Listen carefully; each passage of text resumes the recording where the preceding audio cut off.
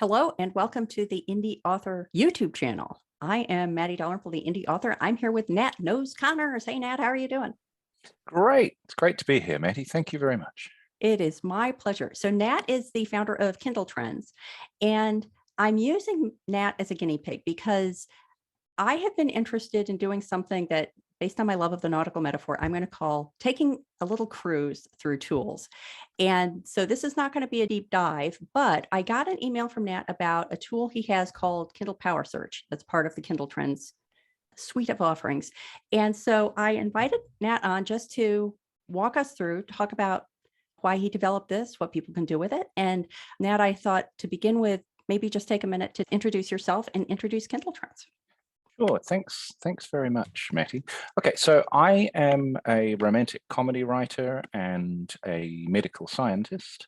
And one of the things that I've been working on for the last couple of years is a newsletter for self-published authors that Matty and I have talked about a little bit in the past. It's called Kindletrends, and it's designed to be a working update for self-published authors each week and each month to get a picture of what's going on in their genres of interest. So if you're a mystery writer or a science fiction writer or a romance writer, then you can subscribe, and every week and every month I'll send you an up-to-the-minute summary of what's going on in your genres, cover breakdowns and tips for the latest trends and blurb breakdowns and that kind of thing. It's designed to make it easy for people to stay current in their genre and also to get kind of inspiration for their own writing. Excellent. And so today we are going to just be taking a look at one part of that, which is Kindle Power Search, which is, as I understand, a tool that is free for people to use if they're not subscribing to the Kindletrends newsletter. Is that correct?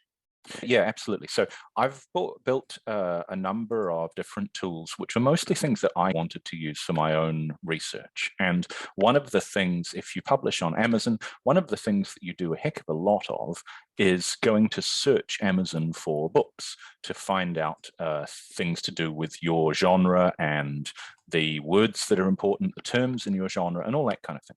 But if you're doing a lot of this and going through a lot of different categories, the customer-focused Amazon search interface isn't very efficient for doing it. I don't know about you, Matty, but I have hundreds of tabs open at any particular time, all displaying different searches of books and sorted in different ways and things like that.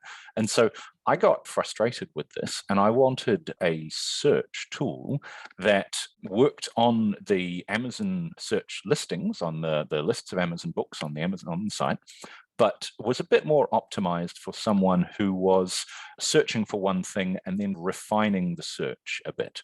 So I took my cue, and that's why I call it Kindle Power Search. I took my cue from the sort of bibliographic databases that you might use if you go to the library or if you go to a college or something like that. There's a lot of these kinds of tools where you search for something and you look at the results and then you tweak the search a little bit and then you tweak it some more and then you go, yeah, that's what I'm looking for.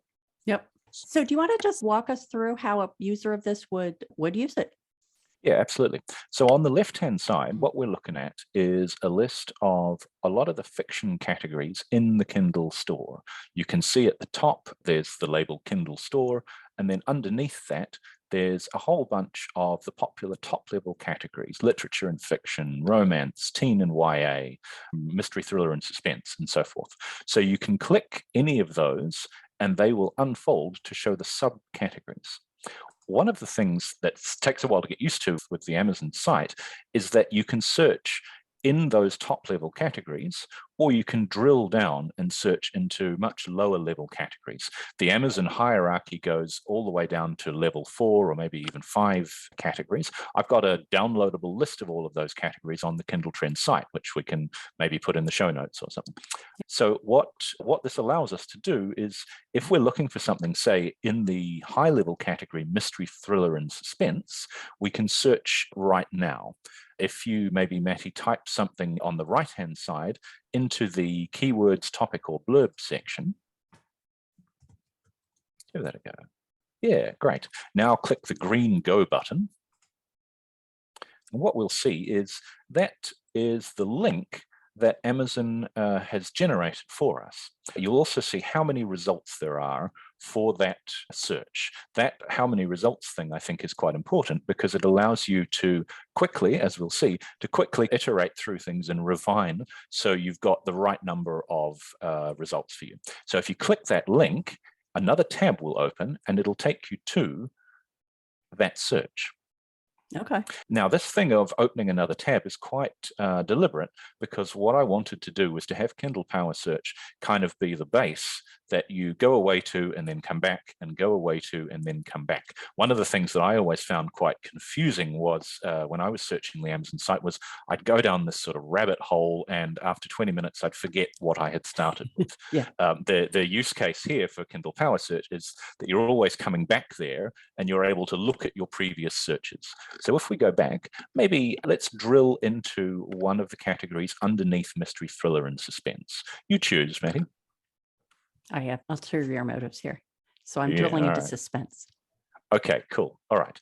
So there's a couple of things that we can do here. Either if you click the go button now, you will run that paranormal search just in suspense. Yeah, like that. And then click into this link. Yep, click on that. Yep. Now this is just the results for the word paranormal in the suspense subcategory. And we can keep on drilling down like this. But maybe if we go back, we can look at, yeah, okay. So maybe run it there under any one of those. Okay, now click on that link. Okay, so what we can do is we can progressively drill into subcategories using the same search terms or different search terms so we can figure out what really fits our specific interest. This is interesting because I was picking a term that is it's a genre term, category term itself. But here's an interesting thing, a snarky paranormal detective mystery. If I decided I was writing snarky and I wanted to see what the competition is, could I put that kind of search in? Yeah, that's correct. So if you replace the word paranormal with snarky paranormal or paranormal snarky or whatever. Yeah, I'll try this. Yeah. Okay. This is interesting because now there are only 438 results of snarky in mystery, thriller, suspense, paranormal. I think I'm reading that correctly. Yeah, that's right. Yeah, okay. So the snark market is looking like it's pretty burgeoning, but there's still room to get in there, I think. So that's really interesting. That's a great example, actually, Matty, of the kind of journey you can go on when you're searching with a tool like this, because I didn't realize that snarky paranormal was actually a common phrase, but it turns out it is. Yeah, interesting. Just to recap, we did that by searching for paranormal and then going to the list and seeing a common word and then taking that word back and putting that back into the search box. So that's a great example of the kind of back and forth exploration that we can do using Kindle Power Search. Yeah, I think that you're absolutely right that just the idea of having these things open as separate tabs is a game changer because it does enable you to go back and forth in that way. And interesting, here's a choice of all books KU only. And if I do the snarky search, previous one had 438. Yeah, sometimes they take a little while to come through because it's a separate process. 341, interesting. Yeah, a lot of the snarky books are KU books. Yeah, okay, that's interesting. Next Kindletrends Mystery Thriller and Suspense newsletter, let's keep an eye out for the word snarky and see if it's actually trending. If we could go back, Matty, I'd like to talk through a couple of the other search options as well. You can see you can search for title, author, and publisher, or by title, author, and publisher, I should say. But also, if you click under where it says whole category, there's a couple of useful filtering options there. On the right-hand side, yeah, that's the one. Okay, so you see you can choose from searching the entire category or just the books that were published in the last 30 days or just the books that were published in the last 90 days or the pre-orders. If you're in a genre where pre-orders are big, I think this is quite a powerful feature because it lets you see what's coming up in your genre. Give that a try. I'm not even sure if there is anything. Oh, yep, there's 6 books. Look, there are 6 pre-orders for snarky paranormal.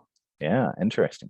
So one of the reasons why I wanted to bring up the pre-orders thing, Matty, was for any watchers or listeners who are doing Amazon ads, then putting ads on these pre-order books, if they are a match for your kinds of books, is potentially a really good target. So I have a couple of friends who use this quite heavily in exactly that way. They'll periodically go and search for particular terms which are relevant to their books, and then go and look at the pre-orders. and then set up some ads for those books.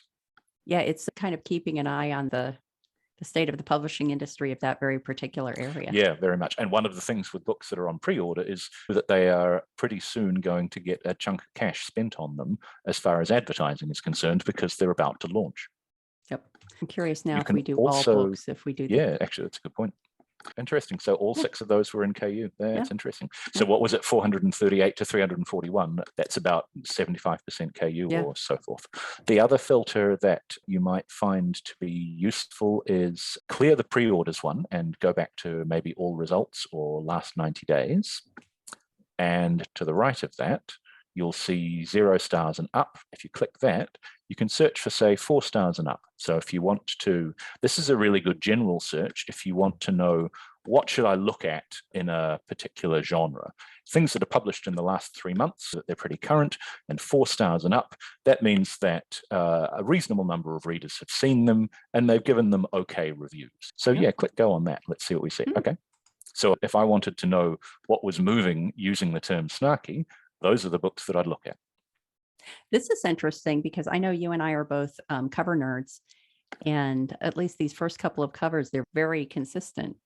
Yeah. Even these ones that aren't, some of these may be the same author, the same series, but they all have a very similar look. Yeah, I'm noticing the fonts are very similar, aren't they? That's interesting. In terms of what that's they're interesting. showing, Slightly. the person, it's a full figured almost. Yeah, again, they tend to be mostly a whole body shot, generally one person, generally not objects on the cover, generally someone facing the camera, and a lot of the same color tones. You and I, Matty, we've talked about the common color tones for paranormal across different genres, greens and purples, essentially. Yeah, very interesting. So as well as searching within a category, you can also search just the top 100 or the hot new releases for a category. So if you go to the top and click the top 100, click that. Now you'll see that all of those search terms are grayed out because all we're doing now is saying, I just want the top 100 in this category. So this is going to give us the top 100 in paranormal suspense. You'll also see that the link looks a little bit different. The reason why I have those links there, incidentally, even though they look a bit long and messy, is because you might want to copy them to somewhere else. So if you want to store these and maybe annotate them, then you'll see on the right-hand side, there's a little copy button and a little close button. Ah, there they are. They were hidden behind something else. So maybe click the top 100 and let's go and have a look at that. Yeah, great. So again, it's good sometimes to spend time looking at the top 100, but what we can often see in a lot of categories is that some of the very top books are not necessarily representative of that category. For instance, you can see at the top, there's a Dean Koontz book, and it's got, because Dean Koontz is a big name trad author, you can see that the cover design of that book, the font choices, the colors, all of those things, they're often quite different from a lot of the other books in the category. Yeah, Dean Koontz, probably people will have a better idea of what they're getting by seeing the name than by anything he could be doing. Here's another interesting one, Horns by Joe Hill. Although that's similar. Actually, I think they're playing with the tropes there because the cover there is much more similar to the other ones than the Dean Koontz one was. Yeah, that's true. Interesting. It's a little bit midway, isn't it? It follows some of the font and color tropes of the other things in this category, but not all of them completely. Yeah, but a lot of purple, as you're saying. Yep. Very interesting. Oh, here's another Dean Koontz one where he was maybe a little bit more in line with what the other ones look like. Very interesting. Yeah. I see that this whole fae thing, vicious fae, warrior fae, is very big. Yep, I think I've noticed in both paranormal romance and in urban fantasy and in mystery thriller and suspense that fae has been trending quite a bit recently. Yeah, very cool. Yeah.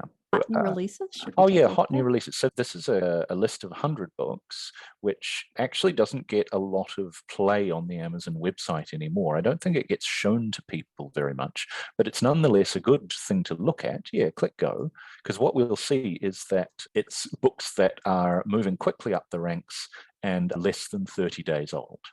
So these aren't always the highest ranked books in a category, but they are ones that are recent and are moving. So it's a good thing to bookmark or to check periodically. particularly if you're drilled down quite a long way and you're looking at a really specific. This is an interesting cover, the Stuart Woods. It looks like a self-help book. It does a bit, doesn't it? Yeah, the color, interesting. The color, yeah, it makes you wonder. Yeah. Yeah. I wonder what's going on there. Yeah, well, somewhat confusingly, you will sometimes see pre-orders in the hot new releases section. I don't think that was one, but if it's a really successful pre-order and it's actually selling enough on pre-order to be in the top 100 fastest moving books, which can happen, then it will crop up in the hot new releases. Oh, interesting.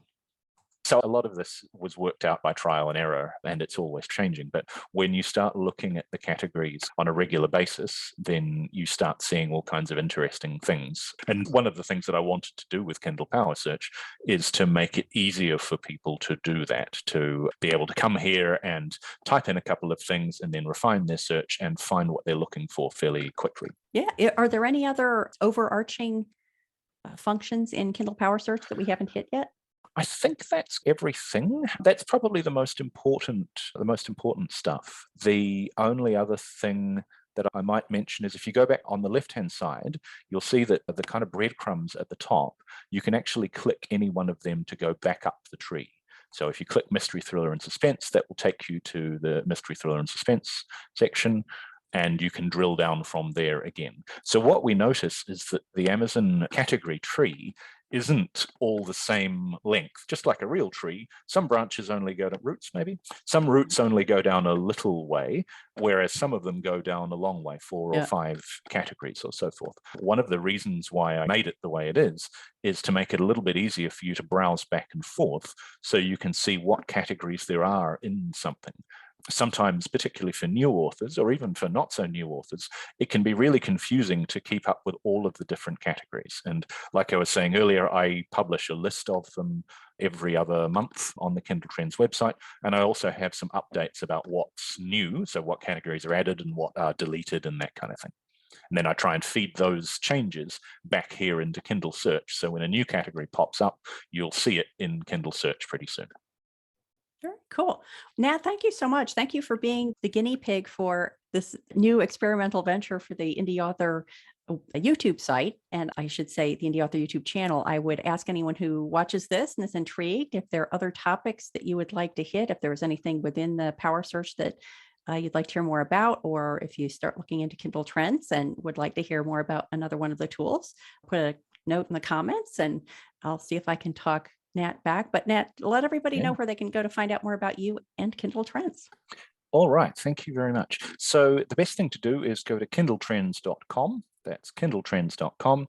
And there you can learn all about the Kindletrends newsletter, but you can also see all of the other free resources. There's a resources link at the top, including Kindle Power Search and the list of categories and a whole bunch of other stuff that I make for the community. The other thing that you can do if you've got any questions is to shoot me an email at nat@kindletrends.com. That's nat@kindletrends.com. And I'll be happy to talk to you about anything and everything. Excellent. Thank you so much. Cool. Thank you.